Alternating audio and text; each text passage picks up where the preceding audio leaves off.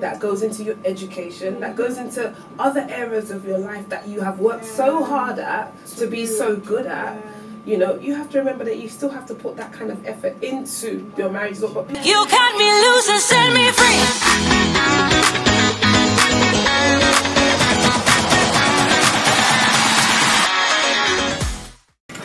Hi guys, welcome to Timeout with Praise. My name is Praise Shagai, your amazing and beautiful host with the sauce by ginger and everything. Welcome to episode 6 of season 2, and you can see my amazing guest. She's actually my auntie, so you guys are privileged to be listening to Auntie Chinelo Bally. Yes, so her name is Chinelo Bally. Can you introduce yourself to us? Hi, you've already introduced me. My name is Chinelo Bally. What else do you want to know? Okay. What do you do? Okay, I'm a fashion designer, I'm an author, I'm a mummy, I'm a wifey, I'm a friend, sister, all those kind of things. Yeah, did you get that? Okay, so today we would be talking about enjoying marriage.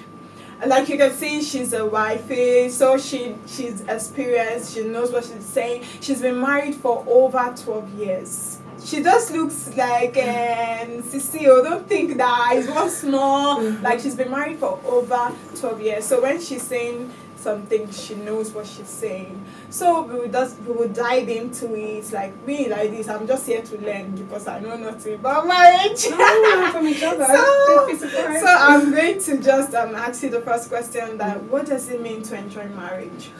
Okay, for me, I mean, enjoyment for everybody is different, isn't it? Yes. So what I believe enjoying marriage is a relationship where we are each other's friends, each other's partners in everything, and we're progressive with our lives and with the relationship, and as we evolve as individuals, we move towards each other rather than away from each other.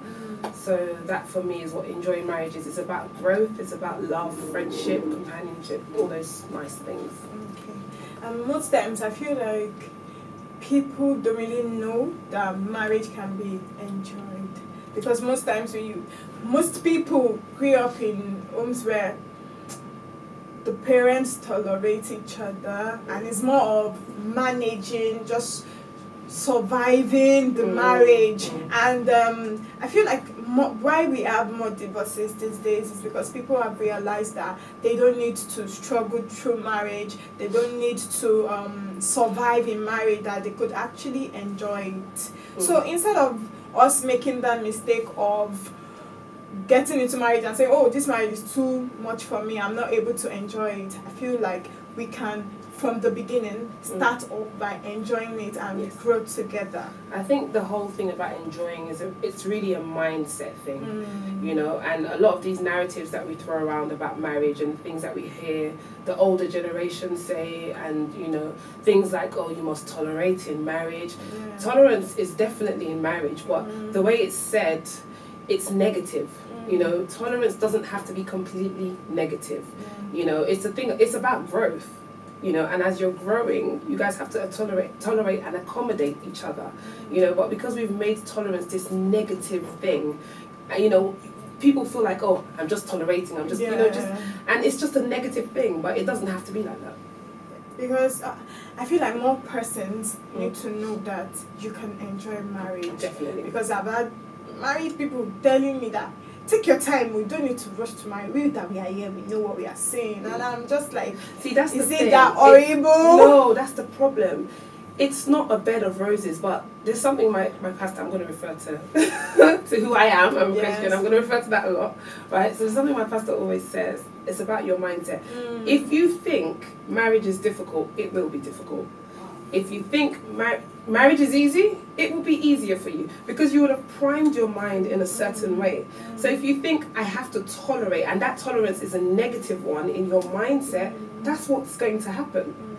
Marriage is easy for me in Jesus' name. Yes, no, and it's not just saying it, it's actually putting it in your head. It's everywhere you look. Like before you say, hey, this person has been married for 2 weeks, and they can no longer stay together. I saw a jotter with one of my friends, and I was like, oh, this jotter is so pretty, like very expensive. You know that a lot went into making the jotter because it wasn't the regular one. I was like, wow, I love it. And she was like, the marriage didn't last a month. Well, the and I'm like, unfortunate Jesus. The unfortunate thing is nowadays sad. a lot of people get married because they want to be in Ben and Niger. So everyone is so focused on the wedding day and they're not prepared for marriage. You know, like anything you want to do in life and you want to do well, you have to prepare for it. My dad said something to me once. He said, right, you want to have a career, right? And think about it like this. From when you were 4 or 5 years old, you've been in education. Up until when you're like 21, 22, right? Just for this career. That's how many years of your life struggling, putting in the work, you know, sweat, blood, tears, everything, you know, just to come out with this good career. And people don't always remember that marriage is something you have to work at. It's just like if you've got a business and, you know, between my husband and I, right?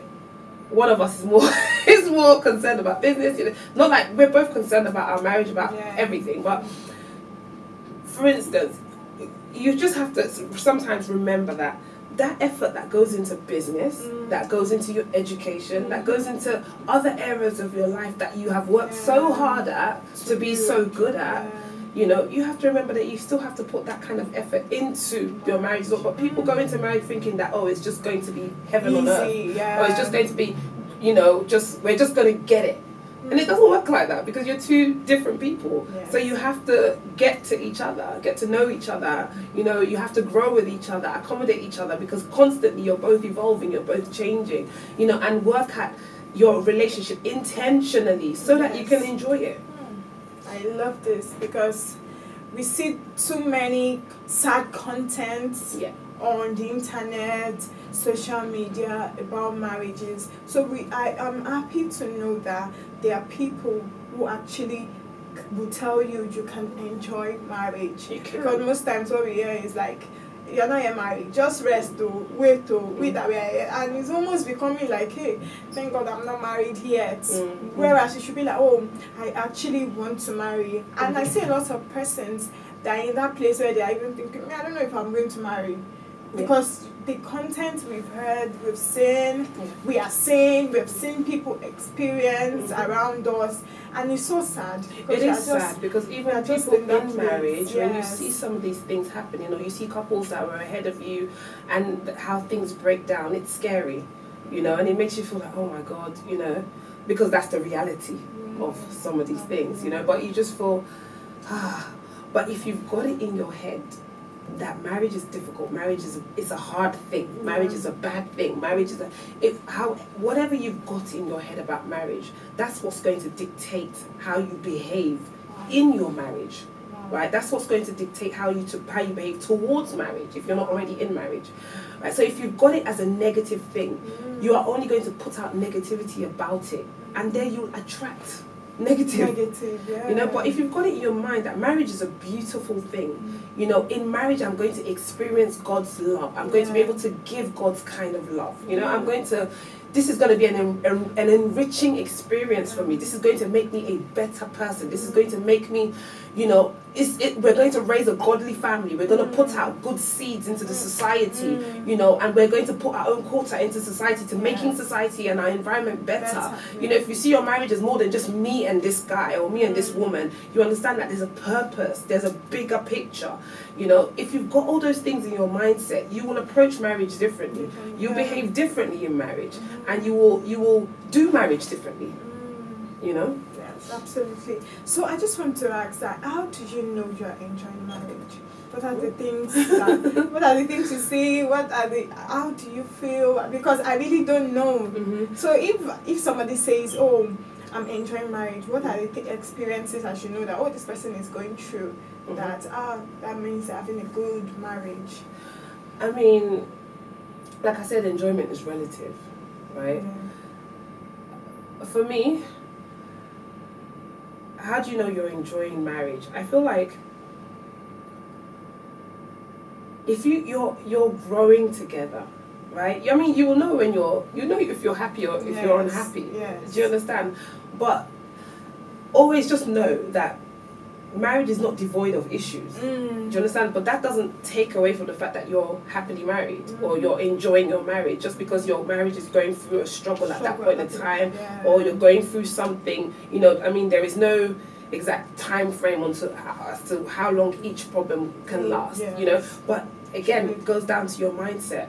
Right? If you've got a positive mindset about marriage, even when you are in those difficult situations, you know, you find a way to get through it without it really damaging or bruising each other or bruising the marriage.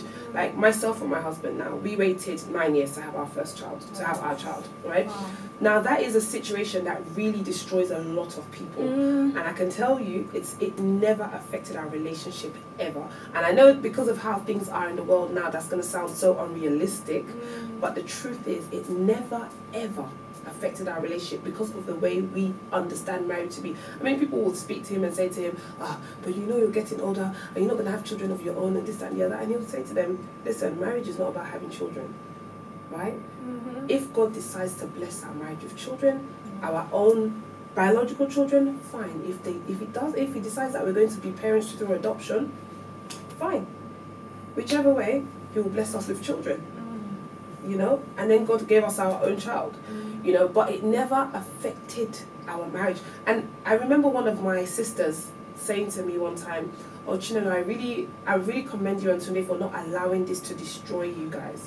And when she said that, I love the way she phrased it, for not allowing it. Because a lot of the things that happen that come and destroy marriage is because we've allowed it. Like I said, marriage is not devoid of issues. There's going to be different trials. There's going to be different tribulations. Are we going to fight it together, or are we going to fight against each other? Do we have a common enemy, or do we turn ourselves into the enemy? It's how do we look at, do you understand? Can you see where I'm talking about perception and how that really matters and how that changes the way you do marriage, right? If situations come about and I see my husband as the problem, I will treat him as the problem, and in return I will get defensiveness, right? I will get a wall put up. Whereas if there's an issue and we hold hands together and we are fighting the issue, we're on the same side of the table. We're on the same team and we have a common enemy. Absolutely true. And then it's so amazing knowing that one of the issues is when instead of you being on the same thing, you're fighting against each other. Because it's really easy to blame people. You are the one that caused it.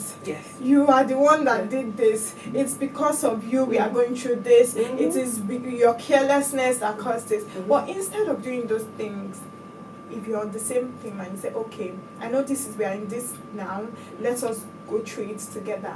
I'm very sure. Even and if it's even not down to the words you choose to use. Do you understand?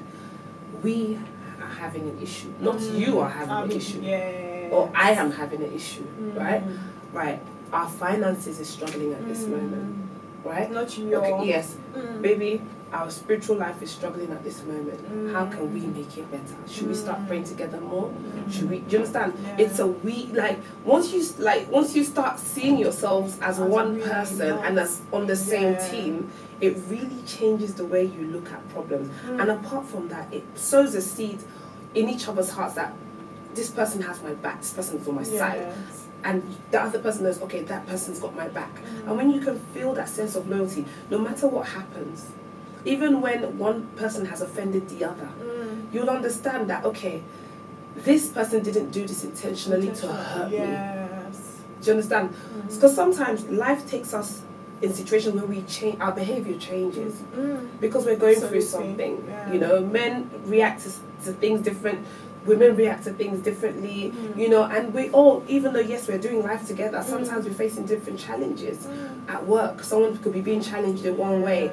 In business, someone could be being challenged. Do you understand what I'm trying to say? So it makes us sometimes behave differently, right? But then even in that behaving differently, if we're able to, again, perceive it from the point of, this is our issue, you know, what is causing this breakdown or this issue in our marriage? Right? Okay. I've identified that my husband is behaving a bit differently. Right? He's changed a little bit. All right. How can I support him to come back into the fold, rather than You have changed. you You have know, changed. I you noticed understand. you have changed. You know, there's a way to say you've changed without it being an attack. Yeah. Do you understand? Because if it's a genuine concern, we have to hold each other accountable, Yeah. because we're on the same team. Yeah. Do you understand? If the boat sinks, we're both falling. So we have to hold each other accountable, right? But it's What's a going on? thank you. How can I help? Oh. What can I do to support you at this time? You know, is there anything I can do to make it better? So, if, because there might be persons that are listening to this and maybe they're currently not enjoying marriage, or they are going through struggles in their marriage, what do you think they can do? If there's that person that is like, maybe I will leave this marriage very soon, because some persons, this is just the word they want to hear now that would help them, that would protect their marriage, that is going to help them in that situation they are right now. I mean, it's such a vague question, you know, because there are so many different things that could be happening in any marriage at this point in time that is on the brink of breaking up. It could be anything from domestic violence to... I was listening to a testimony in church the other day, and the woman and her husband, they'd been trying to have a child. They'd been married for 3 years. They hadn't been able to have a child, and he walked out saying that, "You've wasted 3 years of my life," right? So it could be that. You know, I mean, no, not judging the guy. Everyone's breaking point is different. Do you understand? Or it could be so many things. For me, with such a vague question like that, I would say, like I said, I'm gonna go back to who I am. First thing I'll say is go to God, right? Because I really feel, I always say God. People who don't have God, I don't know how they do marriage. Because the truth of the matter is, me and the Holy Spirit, we partner with each other to do this thing. So, you know, first of all, go to God, right? And be honest. God, I'm tired. You know, I'm really not enjoying this. I don't like this. You know, I don't feel loved. I don't feel valued. I don't feel appreciated. I'm hurting. And I know you know it. What can I do? I know there's a bigger picture to this. I know there's something more to this. Where are you taking us to? What can I do? Right? And then apart from that, there's practical things that you need to do. Like I say, you know, at some point we have to go back to basics. Let's strip away the blame game. And we all did this, you know. I remember earlier on in marriage, we all did this. It's you. You're the one. You're the one who has a problem. I remember somebody asked me to write an article about marriage about 5 years ago. And as I was writing, I realized something, you know. I realized that in the first few years of our marriage, I really blamed my husband for everything that was going on. And by the way, guys, first few years of marriage is not easy. It's not. Okay? But the truth of the matter is, like I said, if you know in your head, right, this thing is going to be a good thing, you're going to approach it differently. So God gave us the grace that we did not give each other too many gospels that hurt our marriage in the long run, right? Then I realized that, gosh, I must have been quite difficult to live with, even though I thought I was an angel. Because although I was busy blaming him, at the same time, I must have been like, because my husband is very quick to apologize, right? And he's not a hurtful person, he's not a spiteful person, so he wouldn't like do something to spite you intentionally. But we come from two different backgrounds, we see the world very differently, you know, two different tribes, two different upbringings, right? So some of the things he would do, I think, why are you doing this? This is not nice, you don't do this to people, you can't treat me like this, you can't, you know. And he's like, what's the big deal? This is normal. You're my wife, aren't you? You know, that kind of thing is not a big deal. And I'm like, no, you can't. And I used to get so sensitive about some things and internalize a lot of things. You know, I mean, my husband and I, we're opposites. We're yin and yang in that sense. He's quite flippant and I'm quite sensitive. So we're both trying to, over the years, we've tried to adjust that, right? But even with that, I realized that, gosh, I must have been quite difficult to live with. And it made me stop doing that. Oh, it's you. And I honestly now try as much as possible. If there is something, if we're feeling disconnected, if there's something, I try and find out what can we do to get past this hurdle. You know, what practical steps can we take? I'll always pray about it first.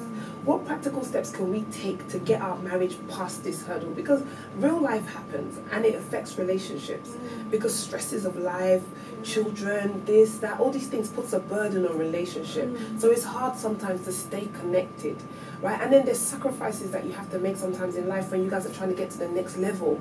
You know, and those sacrifices can affect your relationship, right? But then it's how do we, in the midst of those sacrifices, how do we still hold each other's hands? How do we still hold each other's hearts? You know, and make the other person feel like, listen, I know I'm absent. I know I'm not always, I may be here, but I'm not always present. I'm not always in the moment with you.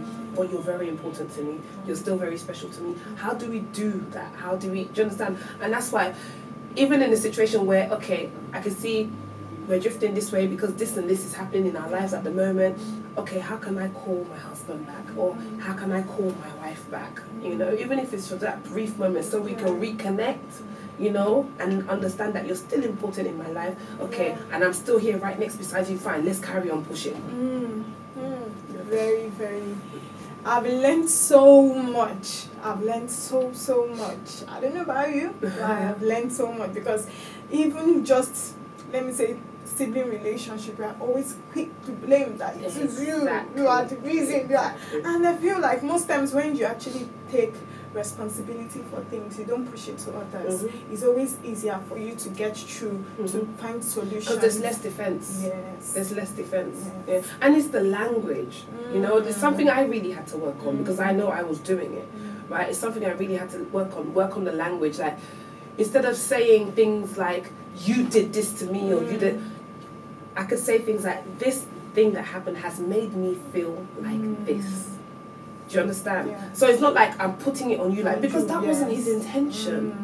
Do you get? Or that was not her intention. So when you come and say, oh, you did this to me, you did that to me, then the person's going to come up with a defense because truly in their heart, I didn't know. I didn't do what do you mean? I didn't do it on purpose. Do you understand? Not even that. I didn't do that. What do you mean? How can you be feeling like that? Because, you know, do you understand?